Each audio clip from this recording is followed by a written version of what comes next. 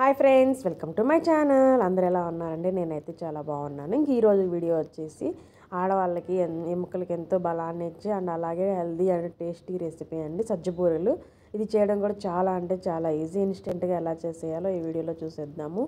ఇలా ఇలా సజ్జలను అయితే నేను ముందుగానే వాటర్లో పోసేసి కడిగేసి అయితే ఎండబెట్టేసాను. అంటే లైక్ ఇందులో రాళ్ళు అలా ఉంటాయి కదా, సో అవన్నీ పోవడం కోసం అయితే ఇలా చేశాను. వీటిని మిల్లు పట్టించాను నేను, లేదంటే మిక్సీ కూడా వేసుకోవచ్చు. ఇప్పుడు వచ్చేసి ముందుగా 2 కప్పుల బెల్లాన్నిలో అయితే 1 కప్పు వాటర్ యాడ్ చేసేసి అయితే మరిగించుకోవాలి. ఇట్లా నేనైతే తురిమిన బెల్లాన్ని తీసుకున్నాను. మీరు బెల్లం పౌడర్ అయినా కూడా తీసుకోవచ్చు. నేనైతే 2 కప్పుల బెల్లం అయితే తీసుకున్నాను. 2 కప్పుల బెల్లానికి నాకు 5 కప్పుల పిండికి అయితే టేస్ట్ అనేది అయితే కరెక్ట్గా సరిపోయింది.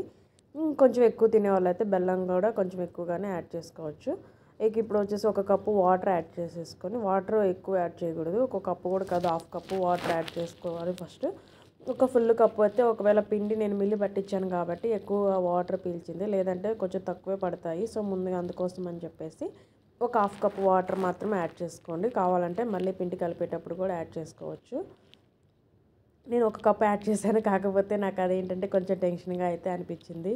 లాస్ట్లో పిండి లూజ్ అవుతుందేమోనని, బట్ కానీ సరిపోయింది. సో ముందుగా ఒక 1/2 కప్ మాత్రమే యాడ్ చేసుకొని తర్వాత అయినా యాడ్ చేసుకోవచ్చు. ఇంకా సో ఇప్పుడు బెల్లం అయితే కరుగుతూ ఉంటుంది.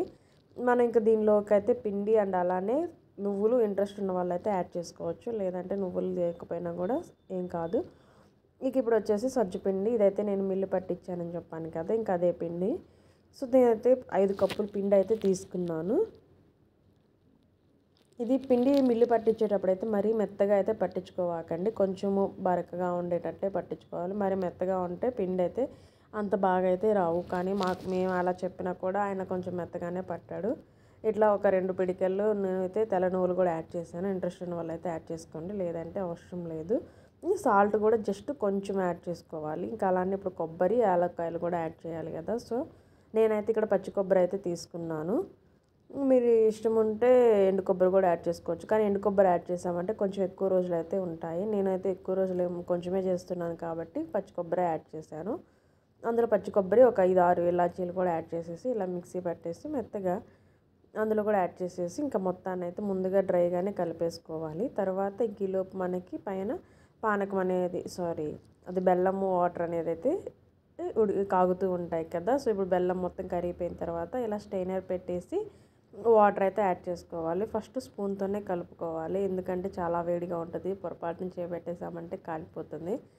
కానీ స్పూన్తో కలపడం అయితే కొంచెం కష్టంగానే ఉంటుంది. సో అందుకోసం అయితే ఒక 2 నిమిషాలు గ్యాప్ ఇచ్చేసి నేనైతే చేత్తోనే కలిపేశాను.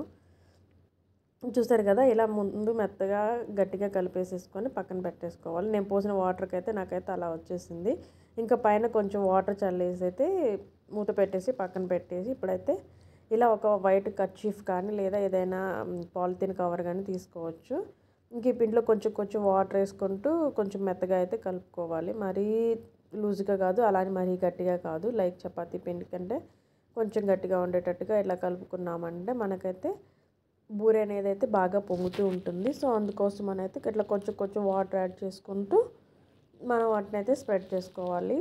ఇవి ఒత్తేటప్పుడు కొంచెం థిక్గా కాకుండా కొంచెం పలచగా ఒత్తుకోండి, అది అప్పుడైతే బాగా పొంగుతాయి.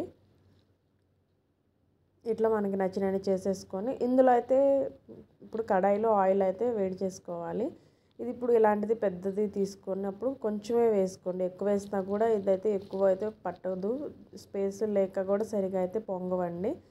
ఇంత పెద్ద బాండీ పెట్టినప్పుడు ఇందులో 2 లేదా 3 వేసినప్పుడే నాకైతే బాగా పొంగాయి. కాకపోతే లేట్ అవుతుందని చెప్పేసి 3-4 కూడా వేసాను. చూసారు కదా ఎంత బాగా అయితే పొంగాయో. టేస్ట్ కూడా అంతే బాగుంటుందండి. నాకైతే సజ్జబూరెలు అంటే చాలా ఇష్టము.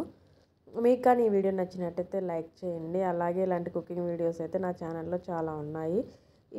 అవి కూడా వాచ్ చేసి మీకు నచ్చితే నా ఛానల్ని సబ్స్క్రైబ్ చేసుకుంటారని అయితే ఆశిస్తున్నాను. మీరు లైక్ అండ్ సబ్స్క్రిప్షన్ నాకు ఒక మోటివేషన్ లాగా అయితే అనిపిస్తుంది.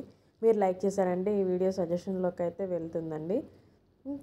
చూస్తున్నారు కదా ఎంత బాగా అయితే పొంగాయో. అంతేనండి, సజ్జబూరెలు చూస్తారు కదా చేసుకోవడం ఎంత ఈజీయో. ఇంతేనండి, ఇంత సింపుల్గా చేసుకోవడానికి నేర్చుకున్న ఒక్కసారి ఇంట్లో ఇట్లా ట్రై చేస్తూ ఉన్నామంటే బయట నుంచి కొనాల్సిన అవసరం ఏమి ఉండదు. Thanks for watching. మీకు కానీ వీడియో నచ్చినట్టయితే లైక్ చేయండి, షేర్ చేయండి, అలాగే నా ఛానల్ని సబ్స్క్రైబ్ చేసుకోండి. Thank you.